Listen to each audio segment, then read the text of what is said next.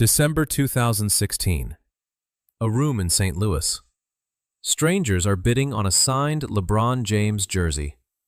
Folding chairs. A printed catalog. The final price? $1,500. The man selling it once earned $62 million. His name is Darius Miles. Third overall pick in the 2000 NBA draft, the highest any player had ever been taken straight out of high school. He signed with Jordan Brand at 18. He rode private jets before he ever set foot inside a bank. For 8 seasons, he was one of the most electrifying players in the league. And then it was gone. All of it. On the surface, this looks like another cautionary tale about a broke athlete. But that story is too simple and too convenient. Because Darius Miles didn't fail because he was careless. He failed because no one ever gave him the tools to survive what was coming. This is what really happened. To understand what happened to Darius Miles, you have to understand where Darius Miles came from. Not as a backdrop, not as an excuse, but as the foundation of everything, every decision, every blind spot, every wound that never got the chance to heal. East St. Louis, Illinois. Darius described it himself, plainly and without drama. When you pop out the womb in East St. Louis, it's guns, drugs, and danger, from start to finish. The city had one of the highest murder rates in America. Poverty was not a circumstance, it was the atmosphere. You breathed it. You navigated it every single day. And if you were lucky enough to have something that gave you a way out, you held on to it with everything you had. His father wasn't in the picture. His mother, Ethel, was a school bus driver. She worked. She showed up. She kept the lights on and kept her son moving forward in a neighborhood that had swallowed a lot of kids whole. Darius had one thing: basketball. And from the time he was young, he was exceptional at it. Not good, not promising, exceptional. By his senior year, he was 6 feet 8 inches, 202 pounds, averaging 22 points a game, and ranked as the #1 high school prospect in the entire country. Coaches from every major college program wanted him. He had already signed a national letter of intent to play for the University of Illinois. But here's what matters more than the highlights, more than the rankings. Basketball wasn't just Darius Miles' path to success. It was his pressure valve. Growing up in a place where violence was routine, where, as he later wrote, he had a gun pulled on him as a 6th grader playing basketball in the street. You either find something to absorb that weight, or it absorbs you. For Darius, the court was the only place that pressure lifted. The only place where the chaos of East St. Louis couldn't follow him. The only place he felt free. That's not a minor detail. That's the whole story. And we'll come back to it. In 2000, Darius Miles declared for the NBA draft and tore up his college letter of intent. The Los Angeles Clippers selected him 3rd overall, the highest any prep-to-pro player had ever been drafted in NBA history at that point. He was 18 years old. Within weeks, his entire world transformed. The Clippers flew him to Los Angeles on a private jet. He signed a contract worth roughly $3 million per year. He inked a deal with Jordan Brand. He made cameos in Hollywood films. He was being treated like a celebrity by people twice his age before he'd played a single professional game. And here's the thing nobody talks about when they tell this story. Darius Miles had never been inside a bank. Not once. Not before the draft, not during the draft process, not when the checks started arriving. His entire early understanding of money was a debit card his mother set up for him with a $300 daily ATM withdrawal limit. That was his financial literacy entering the NBA.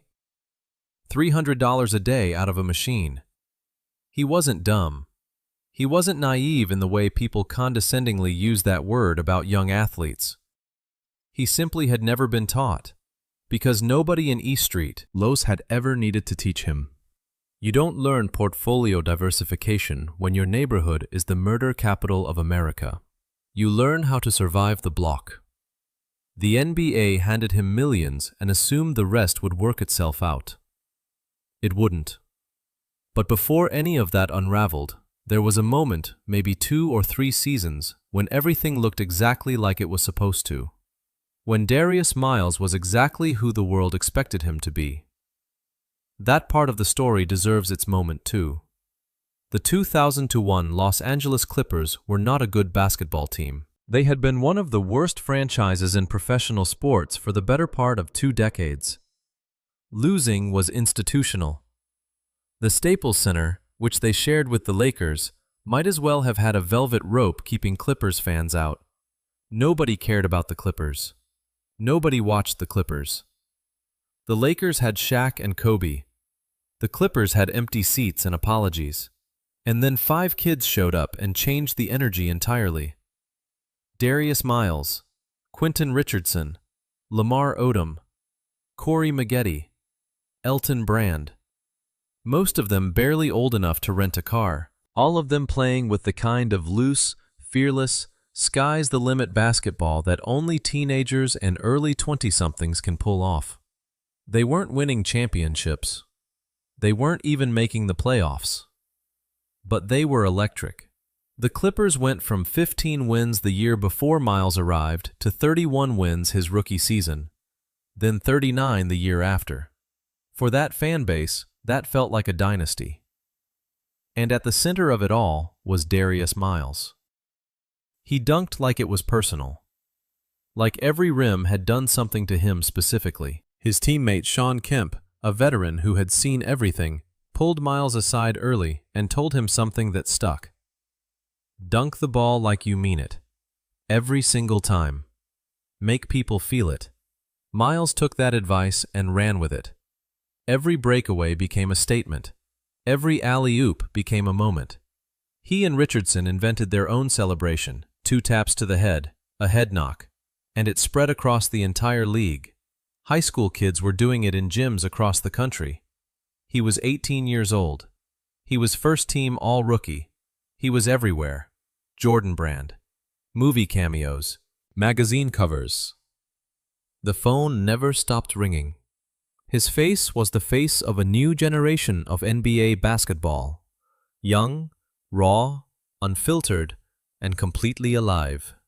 Alonzo Mourning threw a summer party in Miami and invited Miles and Richardson. They were barely adults, jet skiing in South Beach, getting invited into rooms most people never get to enter. And the money was coming in. Steadily. Serious money. But here's what nobody was paying attention to underneath all of it. Darius was spending the way someone spends when they genuinely believe it will never stop. Not recklessly in the tabloid sense. No single moment of catastrophic waste. Just steadily. Freely. The way you spend when you grew up with nothing, and now you have everything, and your brain hasn't caught up to the reality of what everything actually costs to maintain. He was supporting people from back home, picking up tabs, handling situations. That's what you do when you make it out. That's what loyalty looks like where he came from. The problem was that loyalty didn't come with a spreadsheet, and nobody handed him one. This is the part of the story where the financial industry failed Darius Miles quietly and completely. In 2000, the NBA had no mandatory financial education program for rookies, no required orientation about taxes, investments, or the difference between income and wealth. You got your signing bonus, you got an agent negotiating your contract, and after that, you were largely on your own. A kid from East St. Louis who had never been inside a bank was now managing millions of dollars with essentially no infrastructure around him. He didn't know what he didn't know. And the people who did know, advisors, agents, business partners circling the edges, had their own interests to protect. By the end of his second season, Miles had been traded to the Cleveland Cavaliers, then to the Portland Trail Blazers. The money kept growing. The contracts got bigger. The circle around him got larger. And somewhere in the noise of all of it, the foundation that should have been building quietly underneath was not being built at all. The rise felt real. It looked real, but the ground underneath it was already shifting. By 2003, Darius Miles was a Portland trailblazer. On paper, it was an upgrade. Bigger market, more money, a franchise with real playoff ambitions. He signed contracts that pushed his annual salary well past what most people earn in a lifetime. The numbers were staggering from the outside.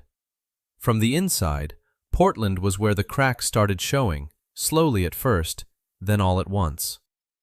The Trailblazers of that era were already a complicated locker room, a talented, troubled roster that the press had branded the Jail Blazers, a nickname that was reductive and often racially coded, but stuck anyway. Darius Miles arrived into that environment as a young player, still figuring out who he was on and off the court. And the friction wasn't long in coming. In the 2004-05 season, Miles had a confrontation with head coach Maurice Cheeks during a film session that became national news. Reports describe Miles insulting Cheeks, making comments that were deeply disrespectful, and the incident followed him for years. The narrative hardened fast. Darius Miles had an attitude problem. Darius Miles was difficult. Darius Miles didn't care. Here's what the same news cycle didn't spend much time on. That same season, April 19, 2005, Darius Miles scored 47 points against the Denver Nuggets. 47 points. The 8th highest single-game total in Trailblazers franchise history. On a night when he could have quietly gone through the motions, he was extraordinary. The attitude story ran for weeks. The 47-point game was a footnote. When the media has already decided who you are, evidence to the contrary doesn't get equal time. And once that narrative attached itself to Darius Miles, it became almost impossible to shake. Every struggle got filtered through it. Every setback became confirmation of something the press had already concluded. But underneath the headlines, something far more serious was developing. Late in the 2005-06 season, Darius Miles severely injured his right knee. He played through it, returned 5 days later, got through his 40th game of the year, and then the season ended. He expected to recover. He expected to come back. Players get hurt. Players heal. That's the deal. What happened instead was 2 years of silence. He missed the entire 2006-07 season. Microfracture surgery. One of the most grueling procedures in professional sports, with a recovery timeline that could stretch 18 months or longer, and outcomes that were never guaranteed. Then he missed 2007-2008 entirely as well. 2 full seasons. Thousands of hours that should have been spent on a basketball court, spent instead in rehabilitation rooms and doctors' offices, and the interior of his own head. And here's what nobody was asking during those 2 years. When basketball is the pressure valve, when the court is the only place the weight of East Street, Lewis, the only place the accumulated trauma of growing up surrounded by violence actually lifts what happens when you take it away. Darius wrote about it later with a kind of raw clarity that most athletes never manage. He talked about feeling physical pressure on his body, not metaphorical pressure, actual pressure, like something pressing down on him from the outside. And the one release he had always been able to count on, the one place that pressure dissolved, was the basketball court. With his knee destroyed and his future in the league genuinely uncertain, that release was gone. He didn't have a therapist. He didn't have a mental health support system. The NBA of the mid-2000s did not talk about those things.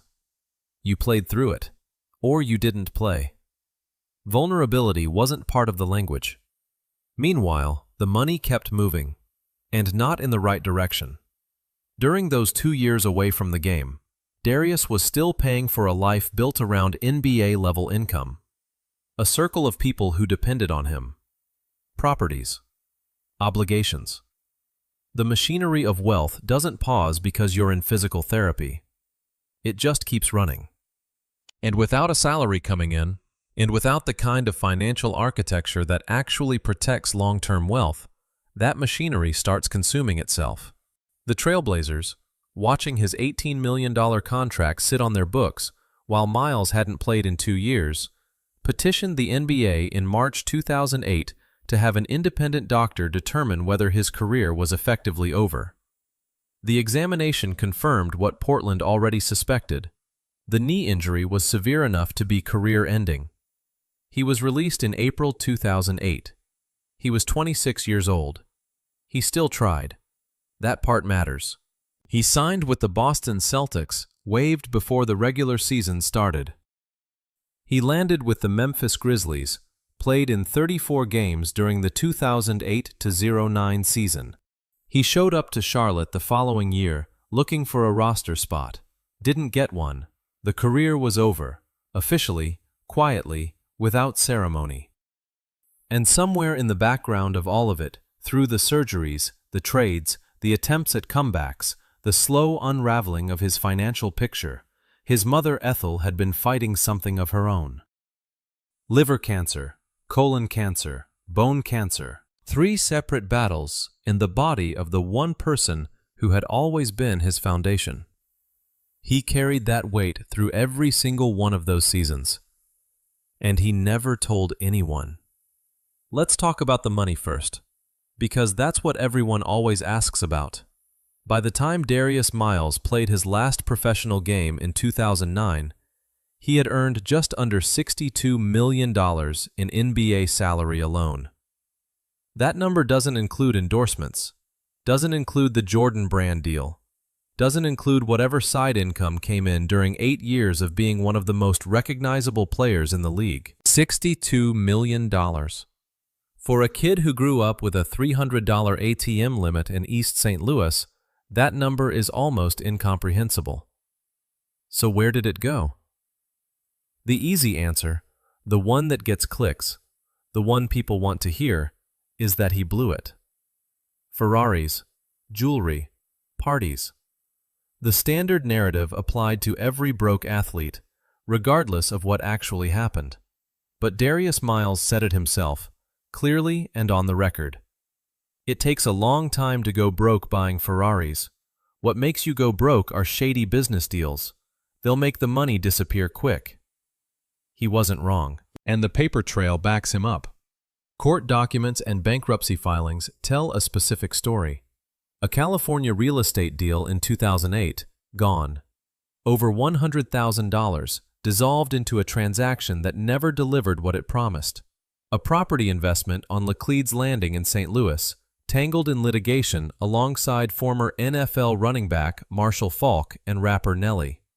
Years of lawsuits, legal fees compounding on top of legal fees, money bleeding out through attorney invoices instead of bad decisions at a dealership. The IRS came looking for $282,041 in unpaid back taxes. Child support arrears of $20,000. 13 properties listed in his bankruptcy filings not as assets, as liabilities. Real estate that was supposed to build wealth and instead built debt. This is the anatomy of how $62 million disappears. Not in one dramatic moment, in 100 quiet ones.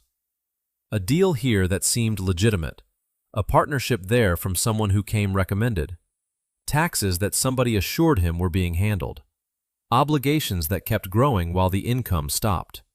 And here's the systemic truth underneath all of it. Darius Miles was not uniquely vulnerable to this. He was typically vulnerable. Former NBA Players Union Vice President Adonal Foyle estimated that up to 60% of NBA players file for bankruptcy within 5 years of retiring. 60%. That's not a personal failure at scale. That's a structural one. Young men, many of them from backgrounds with no financial infrastructure, no generational wealth, no family experience with investment or tax planning, are handed millions of dollars, surrounded by people with financial incentives to keep them spending, and then left largely to navigate the aftermath alone. The NBA has improved its financial education programs since then, but in Darius Miles' era, the league's orientation for rookies amounted to a few workshops nobody took seriously. The rest was assumed. He didn't lose $62 million because he was foolish. He lost it because the system that handed him $62 million never gave him the tools to keep it. But the money, as devastating as it was, wasn't what broke him. In 2013, Ethel Miles died. Liver cancer, colon cancer, bone cancer. 3 separate diseases in one body, each one a fight. And she had fought all 3, while her son was bouncing between cities, trying to save a basketball career that was already over. She had raised him alone in one of the most dangerous cities in America. She had driven a school bus so the lights stayed on. She had been the one constant, the one person in his life who knew exactly where he came from and loved him completely because of it, not in spite of it. When she died, Darius Miles did not leave her house for an entire year. Not a figure of speech, literally.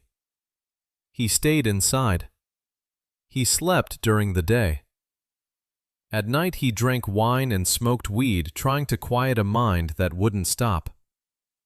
The paranoia set in deep, irrational, and completely real to him. He got his concealed carry permit and started carrying a gun everywhere he went. Not for protection in any specific sense, just because the weight of it felt like the only control he had left. He had worked his entire life to escape East St. Louis, and now he was back, trapped in his mother's house, trapped inside his own head. The city that had shaped him had reclaimed him, and there was no basketball court left to run to. "I was stuck in my mama's house in East St. Louis for like 3 years, he wrote later. "I worked my whole life to get out of there, and I was back, just trapped." The depression was severe. The PTSD from a childhood spent running from gunshots, from years of accumulated trauma that basketball had helped him suppress rather than process, finally had nowhere to hide. He had never cried. Not once through any of it. Not when the knee gave out. Not when the career ended. Not when the money started disappearing. He had learned, growing up where he grew up, that you didn't show that. That strength meant silence. That feeling things was a luxury you couldn't afford. And now all of it was sitting on his chest at once. The people who owed him money, and there were several, became an obsession. He had lent freely, supported generously, taken care of people the way you take care of people when you make it out of a place like East St. Louis, and loyalty means something real. And now, broke and grieving and increasingly unmoored, he started thinking about collecting, about what he was owed, about consequences. "I just got to a point where I saw red, for real," he wrote. "I felt like I was going to hurt somebody, or I was going to wind up in jail." He meant it. That wasn't rhetoric or dramatic writing. That was a man on the edge of something he couldn't come back from, describing exactly where he was standing. 7 years, 8 years, no interviews, no appearances, no contact with the outside world he'd once occupied. He disappeared so completely that people genuinely forgot about him or remembered him only as a punchline. Whatever happened to Darius Miles? Heard he blew all his money. Heard he lost it. Shame, really. And then the conversation moved on. Meanwhile, Darius was still in his mother's house, still awake at 3 a.m., still carrying a gun, still seeing red. September 18th, 2016. Darius Miles filed for Chapter 7 bankruptcy in federal court. The most complete form of bankruptcy available under American law. A full accounting, a full liquidation, a full stop. The filing listed $460,385 in assets against $1,570,000 in debt. In the bank, $49,000. A college fund for his son, nearly double that. And then the list of what remained to be sold. The bankruptcy auction was scheduled for December 14, 2016. The catalog read like an archaeological dig through someone's better years. An autographed baseball bat, a Mark McGuire signature, thousands of DVDs and video games still in their cases, firearms, including a Ruger AR-556 rifle, and a LeBron James jersey, signed, authenticated. Final sale price, $1,500. That's where this story started. A room in St. Louis. Folding chairs. Strangers placing bids. Now you know what it cost to get there. $62 million earned. 13 properties that became debt. A mother gone. 8 years of silence and paranoia, and a loaded gun that never got used. A bankruptcy filing in a federal courthouse. And a jersey on an auction table going for $1,500. That is the full weight of what the headline, $62 million gone, actually means. It's not a story about waste. It's a story about a system that takes kids from nothing, gives them everything, strips away the one thing holding them together, and then watches from a comfortable distance while they try to figure out how to survive it. Darius Miles was 34 years old when he filed that paperwork. He had his whole life left, and he was about to make the hardest decision of it. One night, after years of silence, Darius Miles picked up the phone and called Quentin Richardson. It wasn't a dramatic moment. No breaking point, no rock-bottom revelation, no movie-ready epiphany. Just a man alone in his mother's house in East St. Louis, still carrying a gun, still sleeping through the days, still seeing red when he thought about the money he was owed, and finally, quietly, having enough of it. He called Q. Quentin Richardson had been his teammate, his running mate, the other half of the head knock celebration that had defined the young Clippers era. They had been inseparable from the moment they arrived in Los Angeles. Together, two teenagers from rough backgrounds, suddenly famous, figuring out the world at the same speed.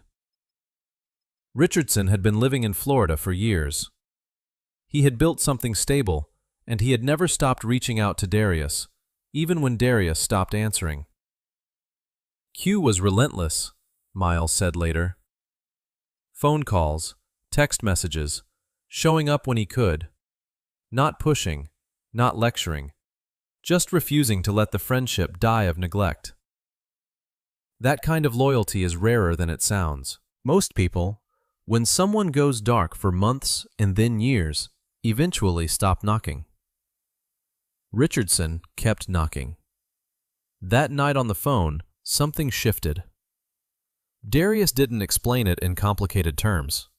He just knew he had to move, had to do something, had to get out of that house, out of that city, out of the loop his mind had been running in for years. He packed a U-Haul, and he drove 14 hours straight through the night to Florida.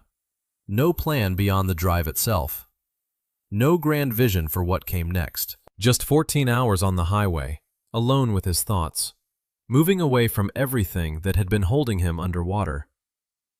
By the time he pulled up near Richardson's house as the sun was coming up, something had already changed. Not fixed, not healed, but shifted enough to breathe. He moved in down the street from Q. They started talking, really talking the way two people talk when they've known each other long enough to skip the performance and get to the truth. Richardson had been quietly working on something. He wanted Darius to write his story. Not a sanitized version, not a redemption narrative wrapped in a bow. The real one. The depression, the gun, the paranoia, the years of silence. The things that men from where they came from were not supposed to say out loud. You gotta tell your truth, Richardson kept telling him.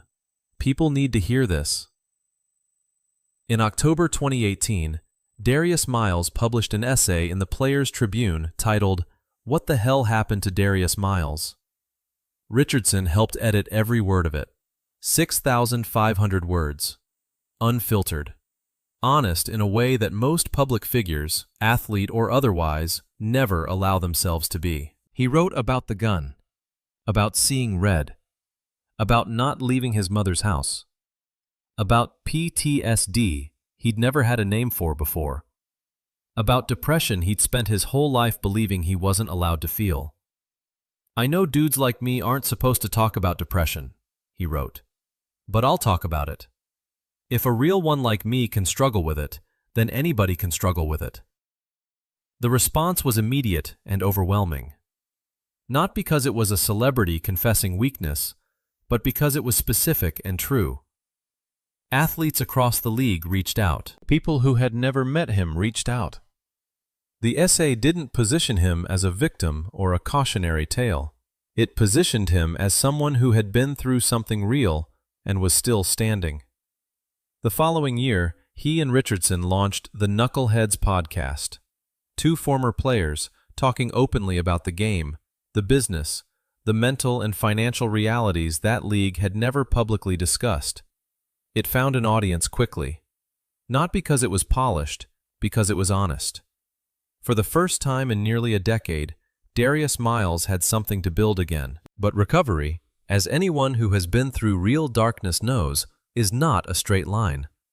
In October 2021, federal prosecutors charged Darius Miles and 18 other former NBA players with conspiracy to commit healthcare fraud. The allegation? Submitting false claims to the NBA's health and welfare benefit plan for medical and dental procedures that were never actually performed. The total amount involved across all defendants, approximately $5 million. Miles pleaded guilty in June 2023. In November 2023, he was sentenced to 3 years of probation. It would be convenient to leave that out. To end the story at the podcast and the essay and the drive to Florida and call it a comeback. But that wouldn't be honest. And Darius Miles, of all people, has earned honesty in how his story gets told. What is true is this: he is still here. He still hosts the podcast. He is still a father, and by his own account, it was his children more than anything else that pulled him back from the edge during the worst of it. "My kids made me get back out here," he said.